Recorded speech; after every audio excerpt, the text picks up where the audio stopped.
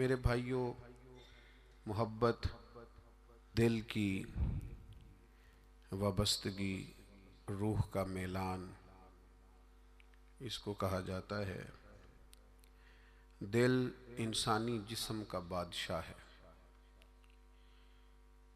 जो चीज़ें दिल में पनपती हैं, जो ख्वाहिशात दिल के अंदर करार पकड़ती हैं, सारा वजूद वही करता है। इंसान का पूरा निज़ाम इसी दिल की फर्माबरदारी करता है।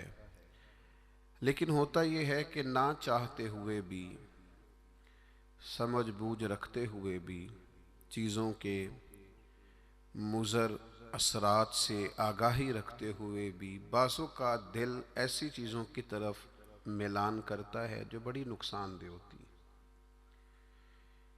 इंसान के वजूद का भी, उसकी रूह का भी, उसके बातिन का भी वो चीज़ें बहुत ज़्यादा नुकसान करती हैं। लेकिन इंसान उनसे बाज़ौक़ात निजात नहीं हासिल कर पाता। मसलन सबको पता होता है कि हिरस, लालच, हवस ये कोई अच्छी चीज़ नहीं। अल्लाह ताला अगर ज़रूरियात का रिज़्क़ अता कर दे और ज़रूरियात पूरी होने लग जाएं तो बहुत अच्छा है। लेकिन ना चाहते हुए भी बाज़ लोग माल की हिरस में, हवस में, लालच में मुब्तला हो जाते हैं। ये मोहब्बत दिन ब दिन बढ़ती चली जाती है। वो खुद अपने आप से कई दफ़ा सवाल करते हैं कि यार दिल, तूने तो एक दफ़ा ये कहा था कि बस मेरी ज़रूरियात पूरी होने लग जाएं, 2 वक्त की रोटी चलने लग जाए, बच्चों के अखराजात निकलने लग जाएं, सर छुपाने को एक मकान मिल जाए तो काफ़ी है, अब तू किधर निकल गया। लेकिन बहुत सारा उससे बढ़कर अल्लाह ने फजल कर दिया, ख्वाहिश से बढ़कर अता कर दिया, लेकिन कहीं ठहराव नहीं हो पा रहा, दिल रोक नहीं रहा। रोज माल की मोहब्बत, माल का लालच बढ़ता चला जाता है। ये इस कदर ज़्यादा नुकसान करता है कि नबी करीम सल्लल्लाहु ताला अलैहि वसल्लम ने इरशाद फरमाया कि दुनिया की मोहब्बत हर गुनाह की जड़ है।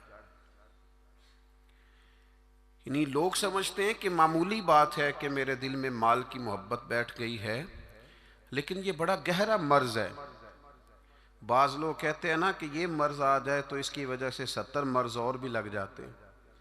तो ये दुनिया की मोहब्बत वो मर्ज है, माल की मोहब्बत वो बीमारी है कि जिसकी वजह से सैकड़ों अमराज पैदा होते हैं, हलाल हराम की तमीज़ उठ जाती है, रिश्तों का तकद्दुस पामाल हो जाता है, बहन भाइयों के रिश्तों में दरार आ जाती है। लोग इस माल की मोहब्बत में मुब्तला होकर खूनी रिश्तों तक को भूल जाते हैं। तो अगर मोहब्बत को सही रास्ता ना मिला, ये मोहब्बत इलाही और मोहब्बत रसूल सल्लल्लाहु ताला अलैहि वसल्लम के खूबसूरत उन्वानात की आदी ना हुई, तो फिर याद रखिएगा कि माल की मोहब्बत तो पूरे तौर पर उजाड़ देगी, अंदर को तबाह कर देगी। एक दूसरी मोहब्बत बड़ा नुकसान करती है, वो है शोहरत की मोहब्बत। मैं चाहा जाऊं, मेरी शोहरत हो जाए, लोग मुझे जाने, कोई ऐसा तरीका अपनाऊं जिसकी वजह से दुनिया के अंदर फेमस हो जाऊं, लोग मेरा नाम लेने लगे।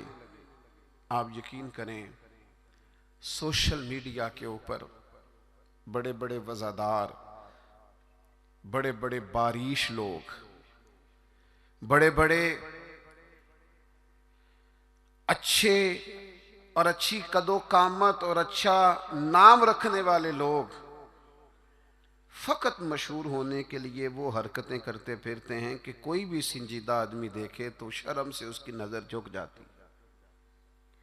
ये शोहरत, इसका लालच, ये शोहरत की तलब और शोहरत हासिल करने के लिए ऐसे ख़तरनाक तरीक़ों का हुसूल, शोहरत हासिल करने के लिए ऐसे कमज़ोर और ऐसे अखलाक से गिरे हुए रवैये का अंदाज तबाह कर दिया इसने दुनिया को, उजाड़ के रख दिया है लोगों को। आप यकीन करें, अच्छे भले समझदार लोग थे, अच्छे भले मामला फहम लोग थे, उलझ गए हैं। ज़हन बन गया है कि बस जो कुछ है वो यही शोहरत ही है। ओ मेरे भाइयों सुनो,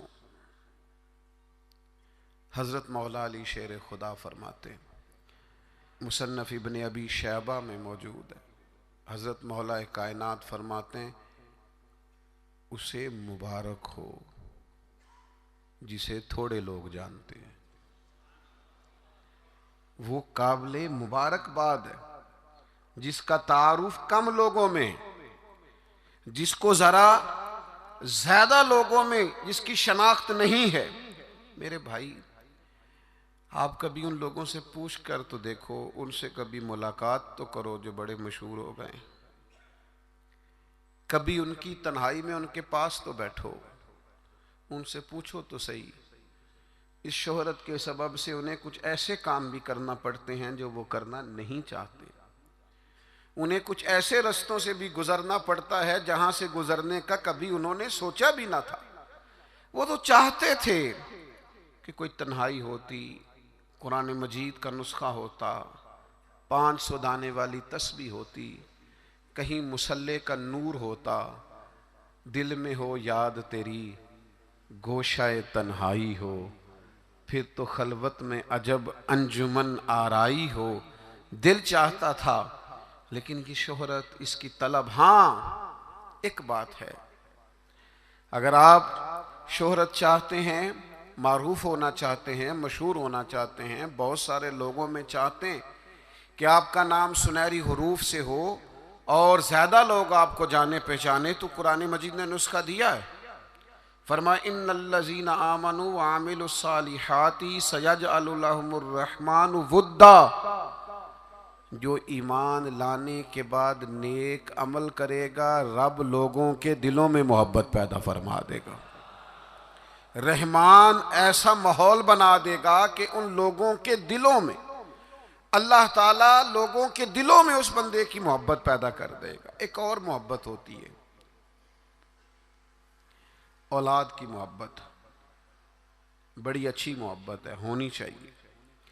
लेकिन अगर यही औलाद शरीयत के रास्ते में आने लगे, अगर यही औलाद इस तरह का रवैया इख्तियार होने लगे कि आपको उसकी खातर हलाल हराम की तमीज़ भूलना पड़े, या औलाद कहीं रुकावट बने शरीयत की राह में, तो फिर कुरान मजीद ने कहा इन्नमा अम्वालुकुम व औलादुकुम फितना, फिर ये तुम्हारे लिए आजमाइश है।